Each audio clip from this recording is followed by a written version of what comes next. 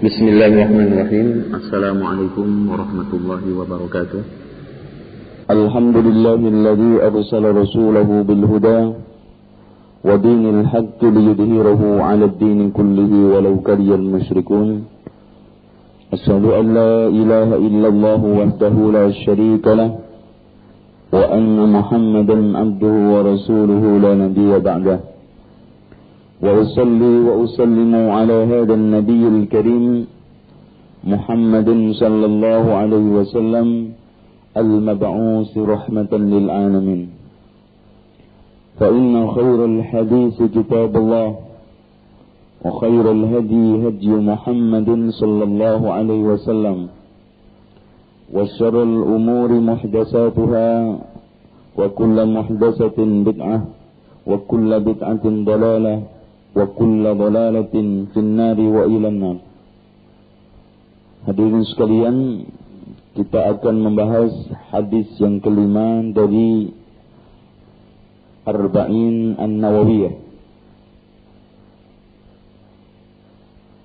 An Aisyah radhiyallahu anha qalat qala Rasulullah sallallahu alaihi wasallam Man ahdatha fi amrina hadha ma laysa minhu fahuwa raddun. Rawahu al-Bukhari wa Muslim. Wa fi riwayatin li Muslim Man amila amalan laysa alayhi amruna fahuwa raddun. Hadis yang mulia ini termasuk hadis sebagai pondasi dan dasar agama. Termasuk hadis yang menjelaskan tentang masalah usuluddin. Perawinya hadis ini tidak lain lagi dan tidak asing, yaitu Ummahatul Mukminin, istri Rasulullah sallallahu alaihi wasallam, Aisyah.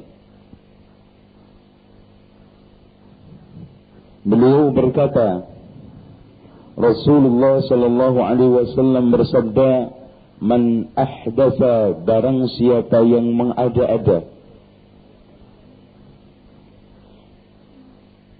Kata-kata ahdatsa dari syai'un hadisun, sesuatu yang baru. Fi amrina hadha, di dalam masalah urusanku ini. Yang dimaksud al-amru di sini adalah ad-dinu wasyari'ah. Ya? Ad-dinu wasyari'ah. Karena Rasulullah sallallahu alaihi wasallam diutus, tugasnya bukan untuk berdagang, bukan untuk ngurusin pertanian, apalagi perindustrian, akan tetapi menegakkan ad-dinu wasyari'ah. Maka yang dimaksud fi amrina hadha, yang dimaksud adalah ad-dinu wasyari'ah. Ma laysa minhu, perkara yang diada-ada itu tidak ada dalilnya dan tidak ada asasnya, tidak ada asal usulnya, maka fahuwa raddun. Syariat, ajaran, cara-cara beragama yang tidak ada dalilnya tersebut ditolak. Hadis ini diriwayatkan oleh Bukhari dan Muslim, namun lafadznya adalah lafadz Bukhari. Adapun lafadznya Imam Muslim, Man amila amalan, barang siapa yang beramal suatu amalan, laisa alaihi amruna, yang tidak termasuk urusanku, yaitu asy-syari'atu wad-din, fahuwa raddun, maka ajaran, cara atau cara-cara beribadah tersebut ditolak. Dari hadis ini, hadirin sekalian, sebelum saya jelaskan secara rinci pentingnya berpegang teguh terhadap sunnah dan bahaya bid'ah Dan mungkin nanti agak memanjang karena masalah ini penting. Berarti kebid'ahan dan apa-apa yang ada bukan kaitannya dengan agama dan syariat dibolehkan. Tidak dilarang. Suatu contoh, membuat peralatan perang yang dulu tidak ada di zaman Rasulullah, boleh. Membuat peralatan perkantoran, membuat sarana dan prasarana, alat komunikasi, semuanya adalah hal-hal yang tidak ada dan tidak menyentuh terhadap ajaran syariat, maka bukan termasuk bid'ah yang dilarang. Ini yang harus kita catat dengan baik. Hadirin sekalian, di sana ada sesuatu ucapan dari ulama bahwa ada 3 perkara yang tidak bisa ketemu. Yang pertama, tauhid tidak akan bisa ketemu dengan syirik. Sunnah tidak akan bisa ketemu dengan bid'ah. Dan ta'at tidak akan bisa ketemu dengan maksiat. Begitu juga orangnya. Ahlu tauhid tidak akan bisa ketemu dengan ahlu syirik. Ahlu sunnah tidak akan bisa ketemu dengan ahlul bid'ah. Dan ahlul ta'ah tidak akan bisa ketemu dengan ahlul maksiat. Maka sebelum saya menjelaskan tentang definisi bid'ah, ruang lingkup bid'ah dan macam-macamnya, saya akan menjelaskan pentingnya memegang teguh serta mempelajari dan memahami as-sunnah. Ikhwani wa akhwati fillah, pada dasarnya ajaran Islam yang telah kita miliki bersama ini, konsepnya sudah sempurna dan paripurna. Dasarnya dari firman Allah surat Al-Maidah ayat 3. Al-yawma akmaltu lakum dinakum wa atmamtu alaikum ni'mati wa raditu lakumul Islam dina.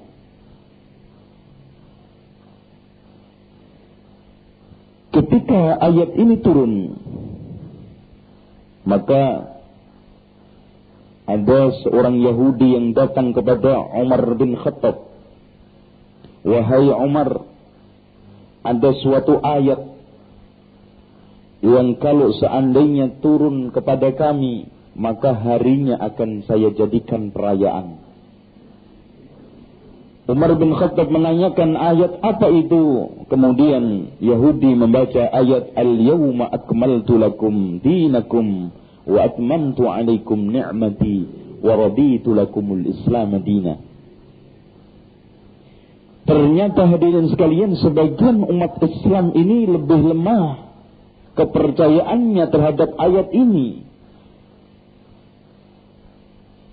Orang Yahudi yang sekarang ini tidak percaya sama Islam, meyakini bahwa ini adalah ayat yang sempurna, ayat yang hebat dan ayat yang memiliki kandungan-kandungan yang mendasar untuk dasar agama. Sehingga Abdullah ibnu Abbas mengatakan, Allah menghabarkan kepada orang-orang mukmin dengan ayat itu, Al-yawma akmaltu lakum dinakum, dan seterusnya. Menghabarkan apa? Menghabarkan bahwa konsep iman, konsep Islam itu sudah sempurna, tidak usah ditambahi.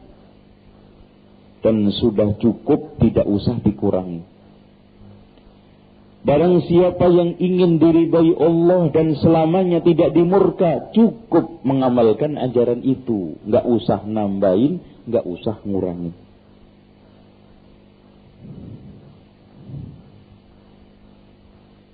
Sehingga di sini ada beberapa dalil, baik dari Al-Quran dan Sunnah serta pernyataan sahabat dan tabi'in, pentingnya kita berpegang teguh terhadap agama yang sudah ada ini. Tidak usah nambahin, tidak usah ngurangi. Di antaranya di dalam firman Allah surat Toha ayat 123. فَإِمَّا يَأْتِيَنَّكُمْ مِنِّي هُدًى فَمَنْ تَبِعَ هُدَايَ. Kita ulangi. فَإِمَّا يَأْتِيَنَّكُمْ مِنِّي هُدًى فَمَنِ اتَّبَعَ هُدَايَ فَلَا يَذِلُّ وَلَا يَشْقَى.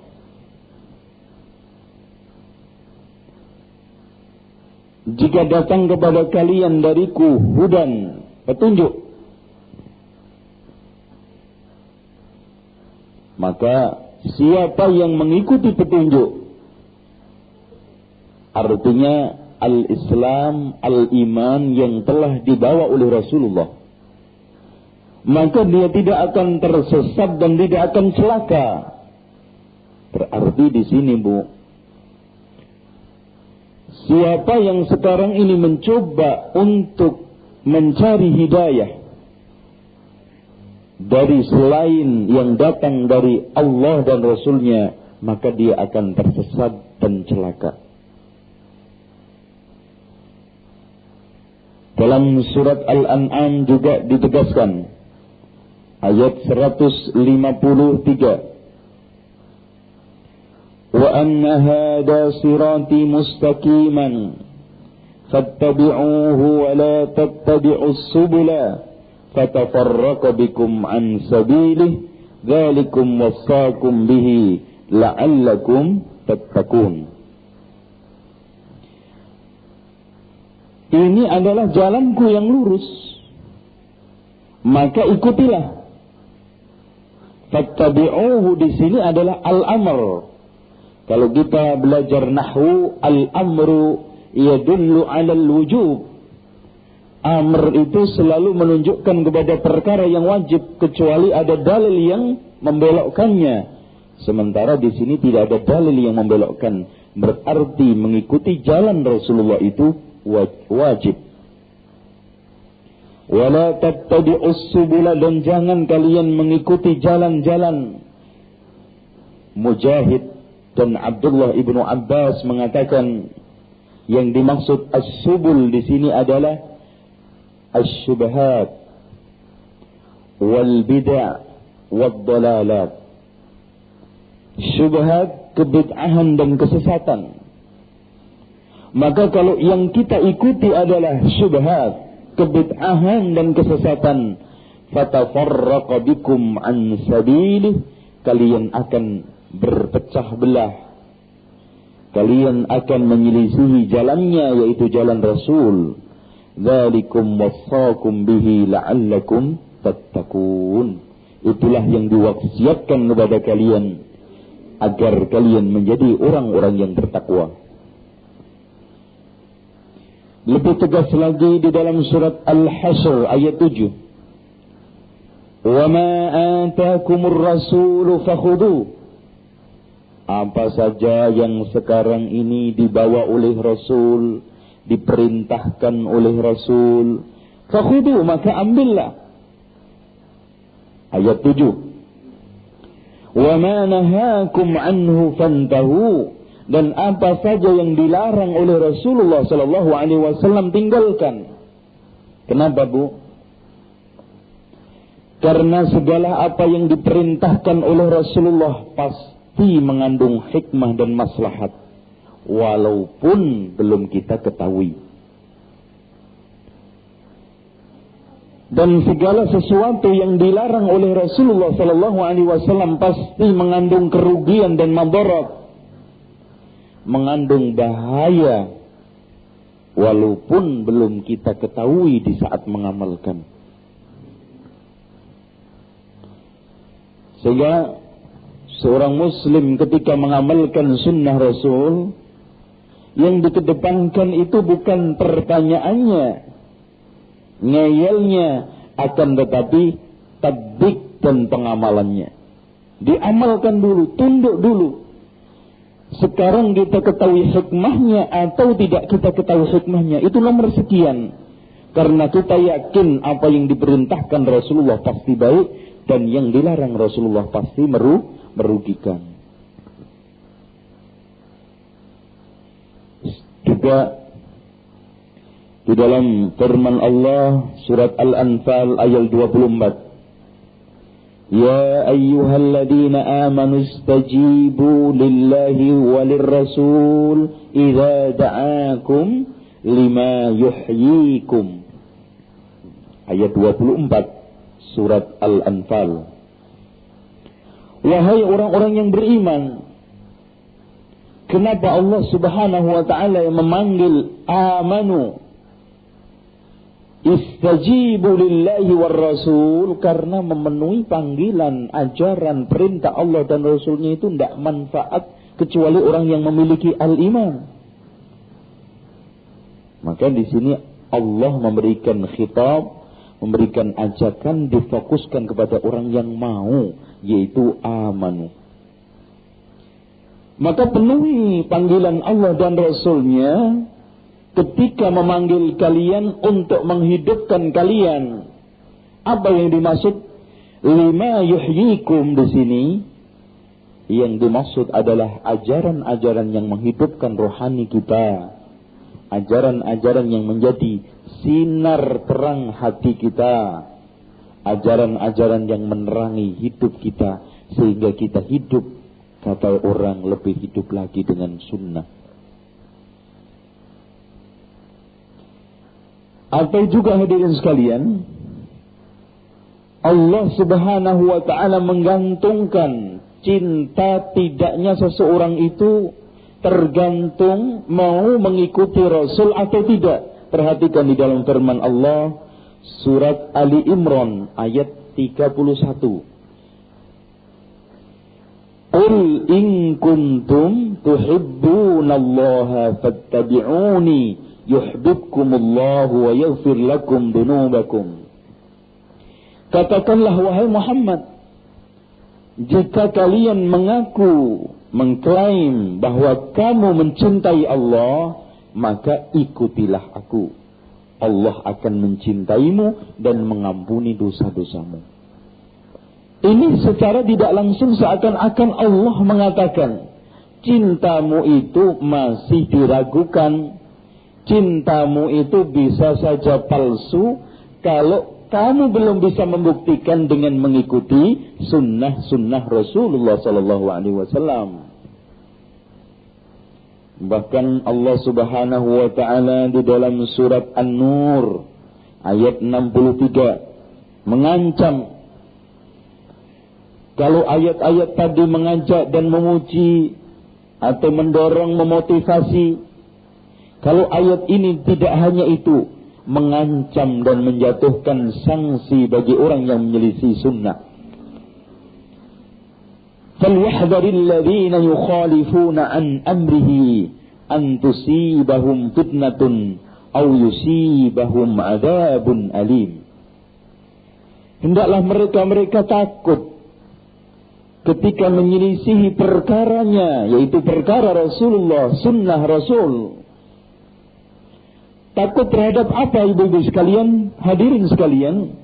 Takut terhadap bencana fitnah yang menimpa mereka. Fitnah ini macam-macam. Fitnah perpecahan, fitnah perselisihan, fitnah syirik, fitnah kufur, fitnah bid'ah, fitnah kemaksiatan. Itu semua, hadirin sekalian, akibat dari menyelisih sunnah. Coba kalau orang itu tunduk terhadap perintah Rasul, tidak akan ada syirik kan? Kalau mentaati Rasulullah, tidak akan ada perpecahan.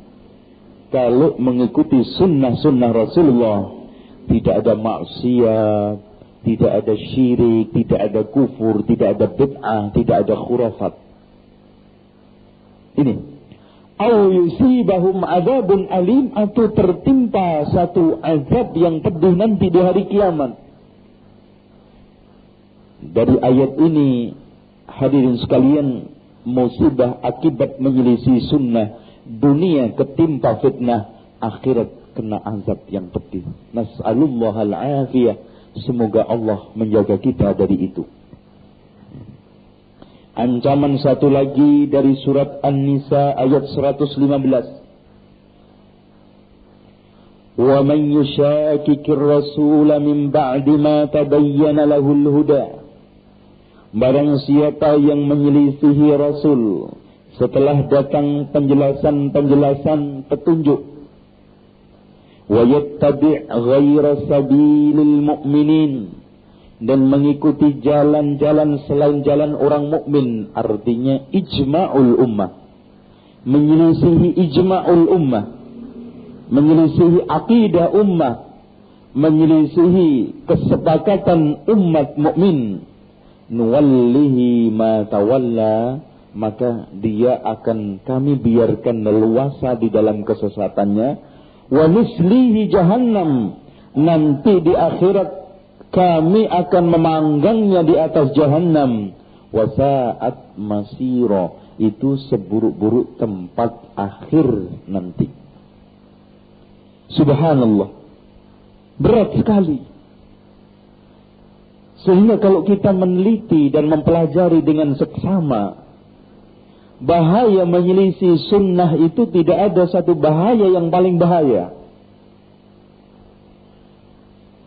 Maka di sini hadis-hadis Rasulullah sallallahu alaihi wasallam juga banyak sekali mendorong kita untuk berpegang teguh terhadap sunnah. Sebagaimana hadis yang diriwayatkan oleh Ibnu Hibban dari Abu Shuraih Al-Khuzai, qala, dia berkata, kharaja alaina Rasulullah sallallahu alaihi wasallam, Rasulullah sallallahu alaihi wasallam pernah keluar bersama kami. Qala, kemudian beliau bersabda, alaysa tashhaduna an la ilaha illallah wa anni rasulullah, bukankah kalian menyaksikan bahwa tidak ada Tuhan yang berhak disembah kecuali Allah, dan sesungguhnya aku adalah utusan Allah? Qalu, sahabat-sahabat menjawab, bala, iya ya Rasulullah. Qala, kemudian Rasulullah sallallahu alaihi wasallam bersabda lagi, inna hadzal qur'ana, sesungguhnya Quran ini, tarfuhu, satu ujungnya biyadillah, di tangan Allah, wa tarfuhu biaidikum, dan satu ujung lagi di tangan kalian. Fatamassaku bihi, maka berpegang teguhlah, maksudnya adalah as-sunnah. Fa innakum, sesungguhnya kalian, lan tadillu, tidak akan sesat, walan tahliku, dan tidak akan hancur, ba'dahu, setelah berpegang teguh terhadapnya, abadan, selama-lamanya. Ini memberikan motivasi kepada kita agar berpegang teguh terhadap sunnah. Satu hadis lagi dari Al-Irbad bin Sariyah,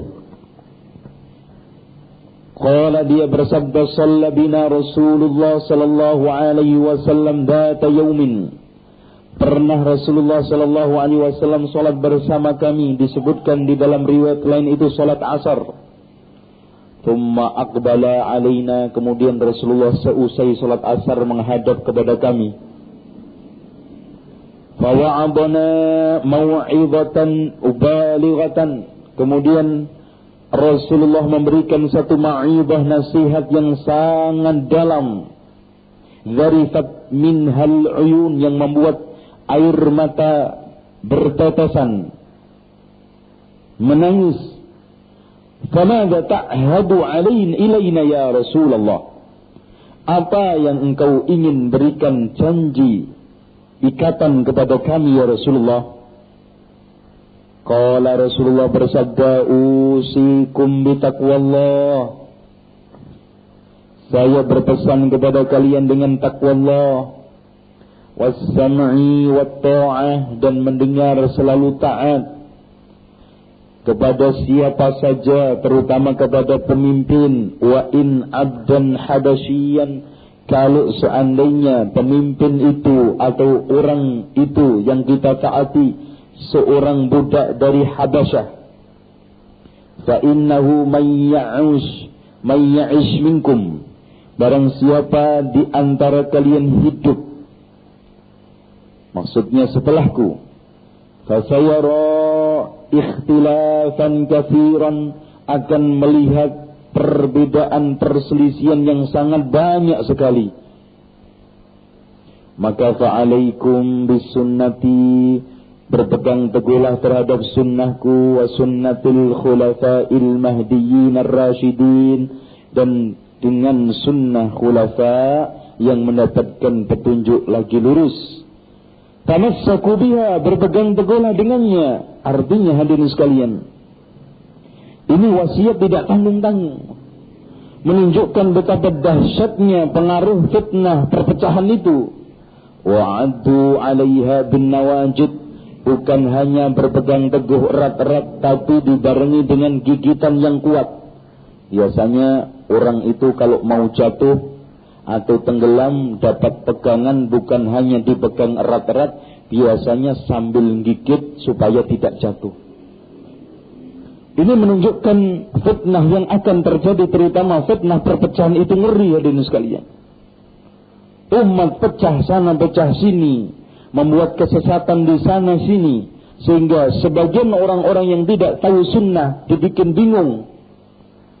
Wa iyyakum wa muhdatsatil umur, hati-hatilah kalian terhadap perkara yang diada-ada, maksudnya bid'ah. Fa inna kulla muhdatsatin, karena setiap yang diada-ada itu bid'atun, bid'ah. Wa kulla bid'atin dhalalah, dan setiap yang bid'ah itu adalah sesat tanpa pengecualian. Dan Rasulullah sallallahu alaihi wasallam juga memangkas akan ada di antara orang-orang yang mencoba ingin menambah-nambah ajaran yang menganggap itu baik, ternyata tidak baik di hadapan Rasulullah. Pernah ada 3 orang yang datang pada Rasulullah untuk mengecek dan menanyakan tentang ibadah Rasulullah. Kemudian dia telah menemukan ibadah Rasulullah itu biasa-biasa saja. Ya puasa, ya tidak, ya makan, ya ini, kadang-kadang makan daging, ya, kadang-kadang dia sholat, kadang-kadang tidur. Maka taqalluhu, orang ini menganggap, wah, kalau Rasulullah seperti itu kan wajar-wajar saja karena sudah dijamin masuk surga. Kita ini apa? Kita kan nggak dapat jaminan kalau begitu. Di antaranya yang satu mengatakan, inni usallil laila abadan, kalau begitu saya akan sholat terus menerus, nggak pernah tidur. Yang satunya bilang, inni asumud dahra wala uftir, saya akan puasa terus menerus, nggak akan buka. Yang lainnya juga mengatakan, inni a'tazilun nisa, saya akan menghindar perempuan, artinya fala atazawwad, tidak nikah. Faqala Rasulullah lahum, kemudian Rasulullah keluar menemui mereka dan bersabda, ama wallahi inni la akhsyakum lillah wa azqakum lahu, lakinni asumu wa uftir wa usalli wa arqud wa atazawwajun nisa, faman raghiba an sunnati falaysa minni. Demi Allah, aku adalah orang yang paling takut dan bertakwa kepada Allah dibanding kalian-kalian. Saya itu puasa juga buka, makan. Saya itu sholat juga tidur. Saya itu juga menikahi perempuan. Siapa yang tidak senang terhadap sunnahku, maka bukan tergolong dariku. Artinya keluar dari sunnah, keluar dari ajaran Rasulullah SAW. Ini biasanya, hadirin sekalian, rata-rata orang yang berbuat bid'ah, mengadakan suatu kebid'ahan, awalnya itu istihsan, menganggap baik terhadap sesuatu. Ternyata sesuatu itu tidak dianggap baik oleh agama. Ini kasusnya seperti yang terjadi di zaman Abdullah ibnu Mas'ud.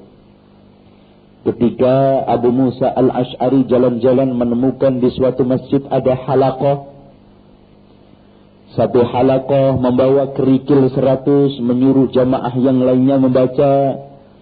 Berbacalah kalian takbir, Allahu Akbar, Allahu Akbar. Yang satunya lagi menyuruh untuk membaca tasbih subhanallah, subhanallah 100 kali dengan kerikil. Yang satunya lagi menyuruh alhamdulillah, alhamdulillah. Maka Abu Musa al-Ash'ari tidak bisa menegur. Dari sisi baik, tapi dari sisi tertentu tidak ditemui di zaman Rasulullah. Akhirnya dilaporkan kepada Abu Mas'ud ibni Abdullah ibnu Mas'ud. Lalu Abdullah ibnu Mas'ud menyuruh dan meminta untuk supaya ditunjukkan di mana masjidnya itu. Ditunjukkan di sana.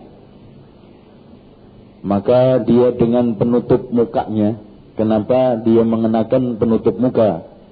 Karena nanti kalau ketahuan dari jauh itu Abdullah ibnu Mas'ud, belum tahu duluan sudah bubar. Takut. Takut. Siapa? Abdullah ibnu Mas'ud itu sudah tahu semua. Setelah dia masuk ke masjid baru membuka mukanya. Lalu pada terperangah. Kemudian mengatakan, betapa cepatnya kalian sekarang berubah, membuat ajaran. Pakaiannya Rasulullah belum rusak. Baru saja kemarin meninggal dunia. Kalian sudah membuat seperti ini. Katanya mereka mengatakan, wahai Abu Abdurrahman. Karena anaknya namanya Abdurrahman. Kami ini tidak menginginkan kecuali kebaikan. Dibalas dengan tegas oleh Abdullah ibnu Mas'ud. Berapa banyak orang yang ingin baik, tapi tidak nyampe seperti ente-ente ini.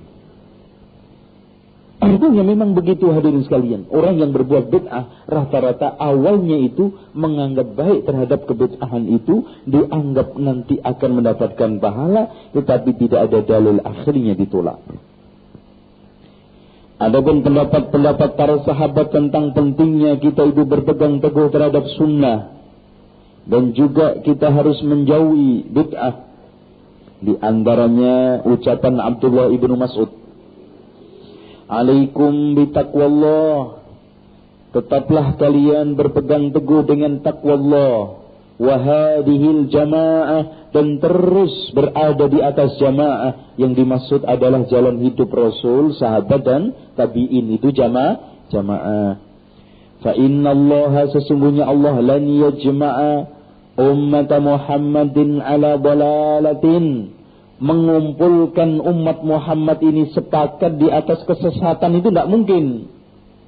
Wa alaikum bisabri, bersabarlah kalian, hatta yastariha barrun au yustaraha min fajir. Bersabar sampai orang baik-baik ini bisa beristirahat, enak mengamalkan sunnah. Artinya ahlul bid'ah itu hilang karena kesabaran kita. Atau memang yustarahu min fajirin, kita sampai diambil oleh Allah meninggal dunia, diistirahatkan dari orang yang jahat. Mati itu kan kalau sudah lingkungan jahat, tidak koro-koron kan sama aja istirahat itu. Pegel tiap hari mikiri ahlul bidah itu. Tuh.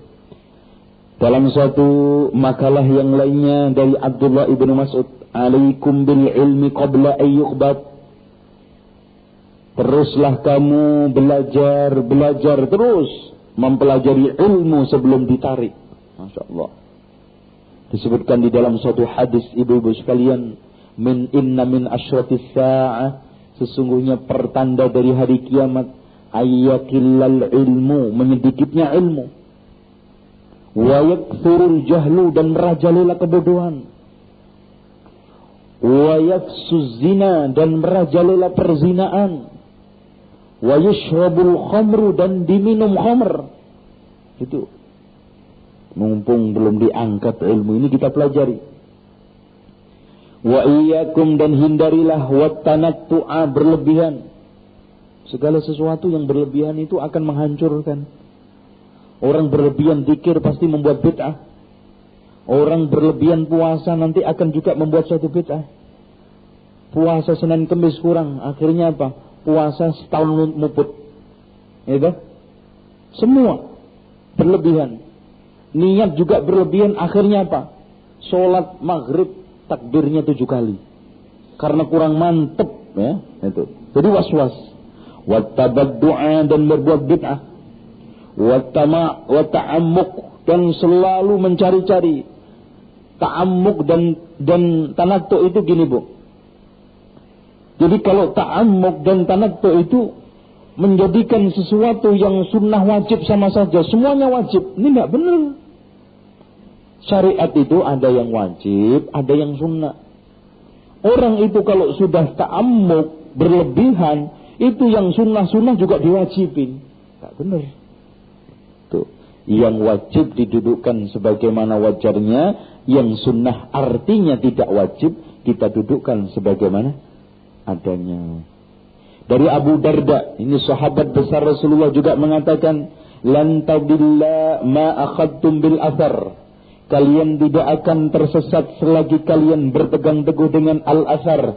Al-athar itu dalil-dalil yang diambil dari dari Rasul dan sahabat Rasulullah sallallahu alaihi wasallam, ulama salaf.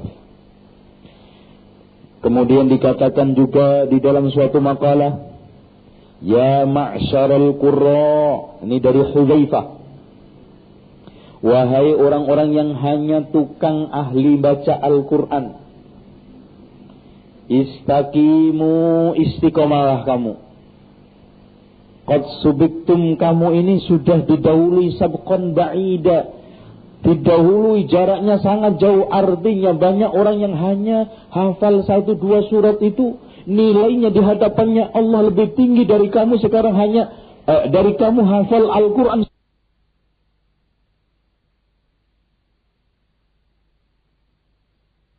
Maka kamu akan sesat sesat-sesatnya.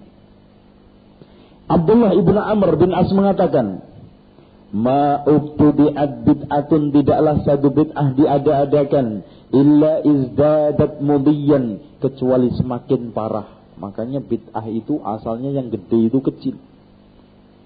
Maka diceritakan tadi kasusnya Abdullah ibn Mas'ud dengan Abu Musa al-Ash'ari. Orang-orang yang berzikir dengan kerikil itu ternyata mereka semua menjadi tokoh-tokoh perang antara Ali dengan Khawarij. Semua orang yang zikir di masjid tadi itu menjadi tokoh-tokoh Khawarij memerangi Ali. Coba bayangkan.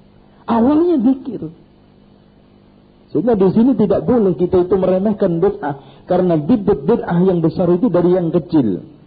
Sebagaimana yang dikatakan oleh Imam Al-Barbahari di dalam kitab Syarh Sunnahnya itu, ulama salaf itu sangat takut terhadap bid'ah sekecil apapun, karena bid'ah yang besar itu dari yang kecil. Abdullah ibnu Umar mengatakan, kullu bid'atin dalalah wa in ra'ahan nasu hasanatan. Setiap bid'ah itu sesat walaupun dipandang sebagian orang itu baik. Dari sini hadirin sekalian, tidak ada bid'ah yang hasanah. Semua telah dimutlakkan oleh Rasulullah umum. Rasulullah mengatakan kullu bid'atin dalalah. Abdullah ibnu Umar juga mengatakan setiap bid'ah itu sesat walaupun dipandang sebagian manusia itu baik. Ini pernyataan-pernyataan sebagian sahabat. Adapun ulama-ulama sunnah dan tabi'in lebih tegas lagi hadirin sekalian. Abul Jauza mengatakan, aku bertetangga dengan monyet sama babi lebih mendingan daripada bertetangga dengan ahlul bidah. Ini jangan disampaikan sembarangan ya. Nanti bisa-bisa dikebukin orang. Ya, dikatakan oleh Abu As-Sakhtiyani, ini Ayyub As-Sakhtiyani, mazdada sahibu bid'atin izdihadan illa izdada minallahi bu'dan. Tidaklah sahibu bid'ah, ahlul bid'ah itu semakin istihad, semakin bersungguh-sungguh ngamalin bid'ah, maka semakin menjauh dari Allah subhanahu wa ta'ala. Bukan semakin dekat, bukan semakin dapat pahala, akan tetapi semakin jauh. Makanya orang itu kalau semakin menekuni bid'ah itu bukan semakin baik, ya, bukan semakin baik. Coba aja sekarang bid'ah di masjid ditekuni. Di antaranya kur setiap menjelang sholat ditekuni, semakin tambah. Ada masuk lagu ini, lagu itu, nasyid juga masuk, gandangan Jawa juga masuk, semuanya dibaca setelah ini sebelum sholat. Alasannya zikir. Di mana zikirnya? Ya. Maka di sini ada kasus lagi yang lebih jelas sikap terhadap bid'ah dan ahlul bid'ah. Yunus ibnu Ubaid pernah menemui anaknya belajar ikut-ikutan taklim kepada Amr bin Ubaid. Amr bin Ubaid ini ahlul bid'ah, tokoh pencetus orang yang mengatakan Quran itu makhluk. Ini Amr bin Ubaid. Langsung hadirin sekalian, Yunus bin Ubaid menarik anaknya, kemudian didudukkan, dinasihati, wahai anakku, kamu saya larang berzina, saya larang mencuri, saya larang minum khamr. Tapi kalau seandainya kamu nanti ketemu Allah membawa dosa mencuri, zina, minum khamr itu masih mendingan, masih saya anggap itu ringan ketimbang kamu nanti ketemu Allah pernah ketemu dengan Amr bin Ubaid ini. Kenapa hadirin sekalian? Karena zina, mencuri, minum khamr merusak moral, tetapi Amr bin Ubaid ini merusak akidah. Maka di sini mendidik anak, hati-hati Bu. Jangan-jangan kita ingin yang baik ternyata belajar bid'ah. Nah ini kan Imam Al-Auza'i mengatakan isbir ala sunnah, sabarlah kamu di atas sunnah. Dan juga Abu Qilabah mengatakan mabtada'a rajulun bid'atan illa istahalla sayf, tidaklah seseorang mengadakan suatu kebid'ahan kecuali telah menghalalkan pedang, artinya membuka front peperangan. Maka antum lihat semua penyebab peperangan antar saudara muslim itu awalnya bid'ah, sumbernya bid'ah. Zaman Utsman, zaman Ali, zaman seterusnya sampai sekarang. Makanya di sini kita hati-hati. Lalu hadirin sekalian, di sini kita akan membantah bantahan orang ini, pernyataan orang atau syubhat orang yang mengatakan bid'ah itu ada dua macam, ada yang bid'ah dhalalah, ada yang bid'ah hasanah. Apa benar? Disebutkan di dalam kitab Al-I'tisam karangan Imam Asy-Syatibi. Nanti bisa dibuka di sana kalau memang bisa. Dia mengatakan dengan tegas bahwa tidak ada dan tidak mungkin bid'ah itu dikatakan hasanah. Alasannya pertama,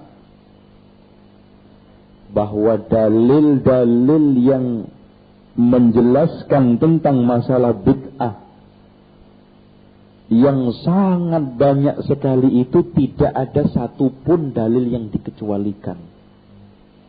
Saya ulangi lagi. Dalil-dalil yang menjelaskan tentang bid'ah yang sangat banyak itu tidak ada satupun yang menyatakan bid'ah itu semuanya sesat, kecuali nggak ada. Semuanya umum, semuanya mutlak. Ini menunjukkan mengecualikan sesuatu yang tidak ada dalilnya ditolak. Yang kedua, setiap dalil-dalil syar'i atau kaedah-kaedah fikih yang sifatnya umum, tidak ada pengecualian, tidak ada pengkhususan, tidak ada pembatasan, maka kaedah itu, dalil itu harus kita biarkan umum mutlak. Saya ulangi lagi. Setiap dalil syar'i yang umum, setiap kaedah fikih yang umum, tidak ada pengecualian, tidak ada pengkhususan, tidak ada pembatasan, maka harus kita biarkan umum mutlak apa adanya, tidak boleh dikhususkan, dikecualikan. Tuh. Sehingga kita tidak boleh mengatakan kullu bid'atin dhalalah, kecuali karena tidak ada dalil yang mengecualikan. Semua bid'ah itu sesat kecuali tahlilan umpamanya. Tidak boleh. Yang ketiga, seluruh sahabat dan tabi'in serta a'immatus sunnah. Siapa a'immatus sunnah itu hadirin sekalian? Imam Malik, Imam Abu Hanifah, Imam Syafi'i, Imam Ahmad, Imam Ats-Tsauri, Sufyan Ats-Tsauri, Al-Auza'i. Ini imam sunnah.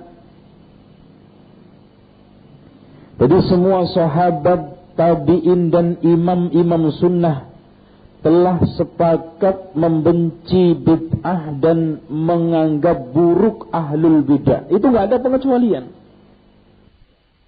Kali berani dan sok jago mengecualikan, ulama aja nggak berani. Yang nomor 4, ini dalil yang paling kuat. Menurut bahasa bid'ah itu, menurut istilah syar'i, nanti juga kita akan definisikan. Yang namanya bid'ah itu sesuatu ajaran atau cara yang dibuat untuk nandingi ngelawan syariat. Pasti nggak ada dalilnya kan? Maka otomatis semuanya baik. Ini semua azan semuanya buruk. Tidak ada yang baik. Udahlah, kalau kita terpaksa mengatakan baik, hasanah, berarti di sini kalau sesuatu dianggap baik pasti ada dalilnya. Sudah bukan bid'ah lagi. Wong sudah baik kan berarti dianjurkan. Sesuatu yang dianjurkan pasti ada dalilnya. Sesuatu yang ada dalilnya nggak mungkin bid'ah lagi. Makanya untuk dikatakan bid'ah hasanah itu nggak ketemu. Karena bid'ah itu sesuatu ajaran yang diada-ada tidak ada dalilnya untuk melawan syariah. Hasanah itu pasti dianjurkan pasti ada dalilnya. Kalau ada dalilnya bukan bid'ah lagi. Wong dianjurkan kok, berarti masyru', berarti termasuk syariat. Tuh. Insyaallah dengan dalil 4 ini ahlul bid'ah pasti kelenger mendengarnya. Tuh. Maka dengan demikian kita tidak ada dan tidak mungkin serta tidak punya dalil lagi untuk mengatakan bid'atun hasanatun. Iya. Ya kalau bid'ah nggak ada dalilnya, hasanah ada dalilnya. Gimana? Bid'ah hasanah ada dalilnya, nggak ada dalilnya. Kan bingung itu. Orang diajak untuk berpikir bingung itu kan bukan Islam namanya. Sekarang kita akan bahas definisi daripada al-bid'ah. Bid'ah menurut bahasa itu asy-syai'ul mukhtara' la ala mithalin sabiqin. Sesuatu yang diada-ada, tidak ada contoh sebelumnya. Jadi setiap segala sesuatu yang tidak ada contoh sebelumnya, menurut bahasa itu bid'ah gitu ya Bu ya. Umpamanya dulu nggak ada pesawat, sekarang ada pesawat, secara bahasa itu bid'ah gitu. Namun segala macam ajaran syariat Bu yang dipandang itu definisi syariatnya. Maka dengarkan dengan baik. Inilah yang penting, definisi bid'ah menurut syariat. Di sana ada beberapa definisi, namun saya pilih definisi yang paling pas, yaitu definisinya Imam Asy-Syatibi dan Ibnu Rajab Al-Hambali. Imam Syatibi mengatakan, al-bid'atu, bid'ah itu ialah tariqatun fid din, ajaran cara ibadah di dalam agama. Mukhtara'atun yang diada-ada, tudahis syar'iyyah, untuk nandingi syariat. Umpamanya orang berzina itu kalau sudah menikah harus dirajam. Ternyata didenda pakai duit 2 juta. Ini namanya membuat cara, membuat hukum, ajaran yang nandingi syariat, ngelawan syariat. Itu. Umpamanya sekarang yang namanya mendirikan, menegakkan negara itu dasarnya majelis syuro. Sekarang buat demokrasi. Ini namanya nandingi syariat, nandingi sistem. Karena masalah negara itu termasuk bagian agama, mengada-ada sistem di dalam negara juga termasuk agama, maka kita menggunakan sistem bukan sistem negara, bukan sistem Islam juga termasuk nandingi syariat. Ini yaqsudu bisuluki 'alaiha, cara ajaran ini tadi itu dibikin untuk dibuat ajaran dia. Tujuannya apa? Al-mubalaghah fit ta'abbudi lillahi subhanahu wa ta'ala, biasanya untuk menambah nilai lebih ibadah kepada Allah. Rata-rata gitu. Maka orang yang menambah zikir itu rata-rata diada-ada, tidak ada dalilnya, tidak ada petunjuknya, tetapi untuk al-mubalaghah, berlebihan di dalam ibadah kepada Allah. Mengira kalau nambahi la ilaha illallah itu semakin mantap, gitu kan gitu. Mantap aja lah ini dalilnya, cuma satu itu mantap. Gitu. Nah, selanjutnya menurut definisi Ibnu Rajab Al-Hambali, ma uhdisa mimma la asla lahu fi syari'ah yadullu alaihi. Segala sesuatu yang diada-ada, tidak ada asal usulnya, tidak ada dasarnya di dalam syariat yang menunjukkan hal itu. Saya ulangi, apa-apa yang diada-ada yang tidak ada asal usulnya atau dasarnya di dalam syariat yang menunjukkan hal itu. Menunjukkan hal itu. Umpamanya begini, peringatan Maulid Nabi. Asal usulnya dari mana? Tidak ada. Tuh kan? Dasarnya apa? Juga nggak ada. Sehingga ibu-ibu sekalian, ini juga mungkin termasuk barang yang didengar baru. Peringatan Maulid Nabi itu tidak ada ajaran. Alasannya pertama, tanyakan kepada orang yang melakukan peringatan Maulid Nabi. Anda melakukan peringatan Maulid Nabi ini niatnya ibadah atau tidak ibadah? Itu dok pertanyaannya, nggak lebih. Pasti dia menjawab pertama kali, ya ibadah Ustaz. Masa saya melakukan kayak ini niatnya nggak ibadah? Pertanyaan yang kita harus kirim setelahnya, mana dalilnya? Mungkin nggak orang melakukan ibadah tanpa dalil? Nggak mungkin.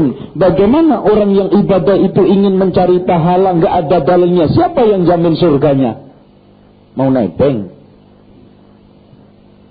Maka di sini ibadah harus dasarnya dalil, karena ibadah itu cari pahala, pahala itu konsekuensinya surga.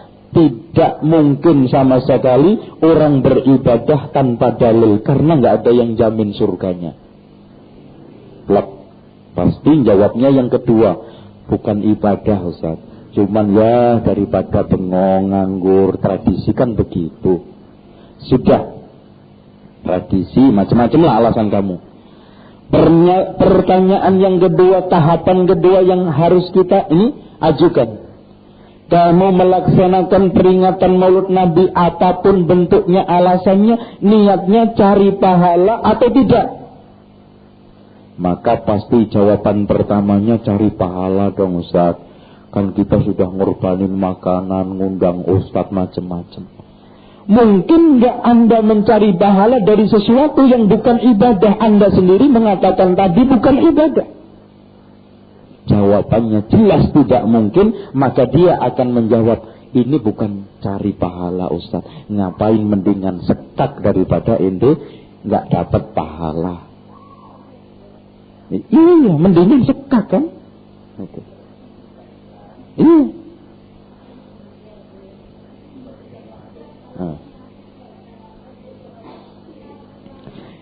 Syiar Islam itu tujuan di dalam kaidah fikih, menjalankan tujuan menghalalkan sarana itu tak ada ceritanya.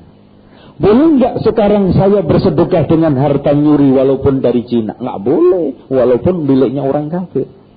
Boleh kita sekarang melaksanakan sesuatu, tetapi al-ghayatu ta'khudul hukmal wasail. Tujuan itu hukumnya sama dengan wasilah. Artinya tujuan tidak boleh menghalalkan segala cara. Itu kan kaidah. Sekarang tujuan baik dengan cara-cara yang tidak terpuji bid'ah. Apa yang mungkin? Tidak mungkin. Pokoknya hadirin sekalian, intinya benar itu satu, sunnah itu satu, gampang kok. Walaupun sesat itu 1000. Tuh. Yang selanjutnya hadirin sekalian, di sini cukup, masih ada waktu. Kita akan membahas pembagian bid'ah. Yang pertama hadirin sekalian, bid'ah itu ada bid'atun hakikiyah. Bid'atun hakikiyah. Artinya bid'atun hakikiyah itu bid'ah dari mulai asasnya itu sudah bid'ah. Umpamanya tadi saya katakan sholat, kalau memang yang sunnah itu yang wajib kan jelas, yang sunnah juga jelas. Ada orang yang mengadakan sunnah ini sholat kafaratun 5 fatani umpamanya. Sholat kafaratun 5 fatani ini sholat untuk nebus sholat 5 waktu yang jebol-jebol. Maka selama setahun ini karena mungkin saja ada yang lowong, maka sholat kafaratun 5 fatani biar tertebus. Ini namanya sejak asas sudah bid'ah. Ini namanya bid'ah hakiki. Ada lagi sholat raghaib, sholat nisfu Sya'ban, ada sholat kafaratul baul. Kafaratul baul itu kan kencing dan percikannya kan menyebabkan siksa kubur, maka dengan sholat itu terhindar dari siksa kubur. Ini kan ngarang. Nah, itu. Terus kemudian ada bid'ah idhafiyah. Bid'ah sandaran, gini loh Bu ya, bid'ah idhafiyah itu. Dari sisi tertentu sunnah, tetapi dilihat dari tambahannya itu jadi bid'ah. Umpamanya dakwah itu kan sunnah, tapi dilakukan peringatan Maulid Nabi, dari sisi dakwahnya itu sunnah, tapi dari sisi nebengnya ke peringatan Maulid Nabi jadi bid'ah. Makanya bid'atun idhafiyah, jadinya juga bid'ah. Nah, ini banyak yang nggak ngerti. Umpamanya sekarang ini dari sisi la ilaha illallah bagus, baca sholawat bagus, baca subhanallah 33 bagus, tapi dikait-kaitkan dengan kematian, ini namanya idhafiyah. Dari sisi bacaannya bagus, dari sisi kaitannya dengan selamatan, ini bid'ah, jadinya bid'atun idhafiyah. Nah, enak kan? Ada bid'atun adiyatun ta'abudiyah. Ada bid'atun adiyatun ta'budiyah. Artinya bid'atun adiyah, aslinya itu adat kebiasaan Bu ya. Umpamanya ada orang yang menjadikan adat kebiasaan menjemur diri di matahari. Kemudian kok dikait-kaitkan dengan ibadah, umpamanya saya bernazar jemur badan di matahari selama 1 hari. Ini jadinya bid'ah. Karena dari sisi jemur di sinar matahari itu bukan ibadah. Dikaitkan dengan ibadah jadinya bid'ah. Ini namanya adiyatun ta'abudiyah. Itu. Masih banyak contohnya ya. Satu hal-hal yang tidak dianggap baik oleh syariat, kemudian dianggap dilazimkan, ini namanya bid'atun ta'adiyatun ta'abudiyah. Kemudian ada bid'atun fi'liyatun tarkiyah. Bid'atun fi'liyatun tarkiyah. Suatu contoh gini Bu ya. Mengerjakan barang-barang yang mubah atau makruh atau haram. Itu kan maksiat ya Pak ya. Kalau mubah enggak ya. Kalau makruh bisa berdosa. Kalau haram itu kan dosa ya, jelas dosa. Tapi gini, saya berzina meyakini bahwa zina itu halal, dapat pahala, ini jadinya bid'ah. Itu namanya bid'atun fi'liyatun. Apalagi orang Gaduh Lucu sama Darmo Gandul itu meyakini kalau zina itu naiknya dari arah kanan itu halal. Ini jadinya bid'atun fi'liyatun. Ada tarkiyah. Meninggalkan wajib itu kan dosa ya Bu ya. Meninggalkan yang sunnah tidak apa-apa. Meninggalkan yang mubah apalagi tidak ada apa-apa. Tapi ibu meninggalkan satu makanan, nasi kan mubah. Yakin dan meyakini bahwa saya nanti kalau nggak makan nasi dapat ilmu ini. Kalau nggak makan daging nanti dapat ini. Ini jadinya bid'ah. Makanya kita katakan orang kosong roh nggak makan daging yang tidak ada nyawanya ini, nggak makan barang-barang daging yang ada nyawanya itu. Kalau niatnya hanya sekedar menjaga kesehatan boleh mubah, tapi kalau niatnya itu ada nilai ritualnya jadinya bid'ah. Dan rata-rata orang niatnya ritual, iya kan? Nanti kalau tidak makan barang ini daging-daging ini ya, dapat kelebihan karomah, bisa ini bisa itu. Ini sudah nilai ritual jadi bid'ah. Tapi kalau sekarang Bapak Ibu sekalian nggak makan daging karena kolesterolnya banyak, ya nggak apa-apa. Itu. Makanya di sini ada bid'atun fi'liyatun tarkiyatun, mengerjakan sesuatu yang dilarang karena ada unsur meyakini baik, atau meninggalkan sesuatu yang sunnah, yang wajib, meyakini itu baik, itu terjebak kepada kebid'ahan. Ini lembut, halus, mohon dipahami Bu ya. Ninggalin sholat dosa. Tapi kalau sekarang yakin ninggalin sholat itu boleh, bagus. Ini yang bid'ah. Atau dia meyakini bahwa saya itu boleh nggak sholat, kamu itu belum nyampe makomnya, kamu masih ini harus sholat, kamu ini Islamnya masih kulit, saya ini sudah hakikat, sudah boleh meninggalkan sholat. Ini yang bid'ah. Juga begitu. Sekarang makan nasi boleh, makan daging boleh, nggak makan nasi, nggak makan daging juga boleh. Tapi nggak makan nasi, nggak makan daging, niatnya, nilainya ritual, jadinya bid'ah. Ini ya. Ada lagi bid'atun i'tiqadiyatun amaliyah, bid'ah yang berkaitan dengan i'tiqad ya. Banyak sekali ya. Terus kemudian ada bid'atun amaliyah, bid'ah yang berkaitan dengan amaliyah kerjaan kita. Bid'ah yang i'tiqad itu contohnya bid'ahnya orang Jahmiyah dan Mu'tazilah mengatakan bahwa Al-Quran itu makhluk. Ini ya, termasuk ya. Siapa yang mengatakan Al-Quran itu makhluk, maka dia telah mengerjakan suatu kebid'ahan. Kemudian hadirin sekalian, barang siapa yang sekarang ini mengingkari asma, mengingkari sifat, juga termasuk mengadakan bid'atun ini i'tiqadiyatun. Adapun bid'atun amaliyatun di dalam masalah amalan, dari mulai tradisi, kemudian budaya, ibadah. Ibadah itu ada yang kaitannya dengan aslul ibadah. Ya, ada yang kaitannya dengan asal usul ibadah, bid'ah seluruhnya. Ada kaitannya dengan caranya, Bu. Sholatnya benar, caranya nggak benar. Lah ini kan jadinya bid'ah juga. Doa itu sunnah, tapi cara berdoa itu nggak nyunnah, ya jadi salah.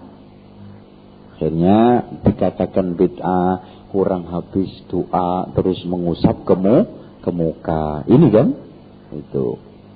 Terus kemudian ada yang kaitannya dengan menambahi sholat, ditambahi 5 rakaat ya. Sholat zuhur jadi 5 rakaat. Ini tambahan dari sisi waktu, atau dikurangi zuhur 3 rakaat sengaja itu. Makanya bisa ngurangi, bisa nambahi, bisa caranya. Demikianlah hadirin sekalian, hal-hal yang berkaitan dengan masalah kita wajib mengikuti sunnah, menjalankan sunnah, menghindarkan kebid'ahan, mengada-ada di dalam ajaran al-Islam. Ibu-ibu sekalian, bapak-bapak sekalian, at-tanbih, peringatan. Ada satu pesan dan kesan dari ulama-ulama. Kita disuruh sabar di atas sunnah. Jangan sampai kita tergiur banyaknya orang yang mengamalkan bid'ah. Kita kadang-kadang, Masya Allah hadirin sekalian, membuat hati kecut. Di mana-mana ngadain peringatan, di mana-mana ngadain nyekar. Iya, ini kadang-kadang membuat ahli sunnah yang baru saja belajar kecut hatinya. Aduh, saya ini kok nggak ada temannya. Maka Sufyan Ats-Tsauri mengatakan, istausu bi ahli sunnati khaira fa innahum ghuraba. Berwasiatlah baik-baik terhadap ahli sunnah, karena dia nanti dianggap aneh, asing. Dan dikatakan oleh Rasulullah sallallahu alaihi wasallam, fatuba lil ghuraba. Akan sukseslah, berbahagialah orang-orang yang dianggap asing. Alladzina yuslihuna ma afsadan nas. Orang-orang yang membenahi, meluruskan apa-apa yang dirusak oleh manusia. Maksudnya syariah. Maka jangan sekarang itu yang penting aneh nyeleneh. Yang dimaksud ghuraba itu orang-orang yang berusaha membenahi, meluruskan apa-apa yang dirusak oleh manusia. Sunnah diluruskan. Apa saja yang berkaitan dengan ad-din al-Islam, ajaran Islam diluruskan. Karena telah dirusak oleh penyelewengan, kesesatan, kebid'ahan dan yang lainnya. Terus kemudian hadirin sekalian, di dalam menyampaikan hal-hal seperti ini harus dengan ud'u ila sabili rabbika bil hikmati wal mau'izatil hasanah wajadilhum billati hiya ahsan. Ajaklah kembali kepada sunnah, ajaklah kembali kepada al-Islam dan menghindarkan bid'ah dengan al-hikmah. Hikmah itu apa hadirin sekalian? Meletakkan sesuatu pada tempatnya. Artinya kita jelaskan sejelas-jelasnya dengan bahasa yang baik. Seperti yang telah dipesan oleh Allah kepada Musa. Faqula lahu qawlan layyina la'allahu yatadhakkaru aw yakhsha. Katakan kepada mereka dengan lemah lembut, kepada Fir'aun dengan lemah lembut, ucapan yang sopan. Mudah-mudahan dia takut dan bertakwa. Ternyata hadirin sekalian, Fir'aun juga enggak masuk agamanya Nabi Musa. Bukan salahnya Nabi Musa. Intinya Bu ya, yang penting ajaran yang kita sampaikan benar, cara yang kita pakai juga benar, maka tawakkal 'ala Allah. Kita serahkan kepada Allah. Hidayah itu di tangan Allah. Innaka la tahdi man ahbabta. Sesungguhnya engkau tidak akan bisa memberikan hidayah bagi orang yang kau paling cintai pun, ya, sekalipun engkau paling cintai, paling senangi, paling dekat. Seperti kasusnya Abu Thalib sendiri pamannya. Itu pertama. Wal mau'izatul hasanah artinya kita jelaskan dengan dalil-dalil yang bagus Bu. Jangan mengatakan bid'ah. Sudah titik. Orang nggak ngerti, bingung. Bid'ahnya ini dari sisi mana Bu? Dari sisi mana Mas? Dari sisi mana Pak? Itu dijelaskan. Ini bid'ah karena bertentangan dengan dalil ini, Rasul tidak mengamalkan, sahabat tidak mengamalkan. Kita jelaskan dalil-dalil bahaya bid'ah. Insya Allah orang yang mendengarkan akan bisa menerima. Apalagi orang yang ingin mencari kebenaran. Namun Bu ya, orang yang di hadapan kita itu memang ada 3. Pertama, ada orang yang ingin cari kebenaran, maka cukup dengan al-hikmah langsung diterima. Ada kadang-kadang mad'u yang kita ajak ini bimbang, ragu-ragu, maju mundur, harus membutuhkan mau'idatul hasanah, sedikit penjelasan agak detail. Ada kadang-kadang yel-ngeyel, maka dibutuhkan al-wajadilhum billati hiya ahsan, berdebat, adu argumen yang bagus, jangan debat kusir. Kalau sekarang kita debat tidak menggunakan dasar mundur, karena menangnya adalah kalah dan kalahnya adalah menang. Itu yang dipahami oleh Imam Syafi'i. Maka dia mengatakan, "Idza nataqas safihu falam tujibhu, fa inna khairan min ijabatihi sukutu." Kalau ada orang bodoh mendebat kamu, maka jawaban yang terbaik adalah diam, karena sebaik-baik jawaban adalah diam. Karena menangnya adalah kalah dan kalahnya itu menang. Artinya diamnya itu menang dan kita ladeni, kita berarti kalah. Karena nggak ada standarnya nanti debat, nggak ada jeluntrung akhirnya. Sehingga jangan sampai kita terjebak ke situ. Wajadilhum billati hiya ahsan. Insyaallah kita bertawakal kepada Allah sambil berdoa. Kebenaran yang kita sampaikan akan diterima. Kalau dari hati ikhlas, akan juga tumbuh di hati dengan ikhlas tulus diterima. Kalau hanya dari lisan, tidak kita barengi dengan argumen yang benar Bu, nanti akan nyampe ke lisan juga, keluar masuk dari telinga kanan, keluar dari telinga kiri, akhirnya kurang bermanfaat. Demikian mungkin apa yang bisa saya sampaikan seputar masalah hadis man ahdasa fi amrina hadza ma laysa minhu fahuwa raddun. Penjelasan detail ini mudah-mudahan bisa bermanfaat, bisa membuat hati kita berubah yang selama ini meyakini kebid'ahan, dan mungkin menjadi tambahan kita Bu untuk dasar kita menyampaikan kebenaran kepada manusia. Karena intinya al-haq itu memang pahit. Qulil haqqa walau kana murra. Ucapkan, sampaikan kebenaran itu walaupun dirasa pahit. Kita akhiri, aqulu qawli hadza wastaghfirullah li wa lakum wastaghfirullahal azim. Innallaha huwal ghafurur rahim. Wassalamualaikum warahmatullahi wabarakatuh.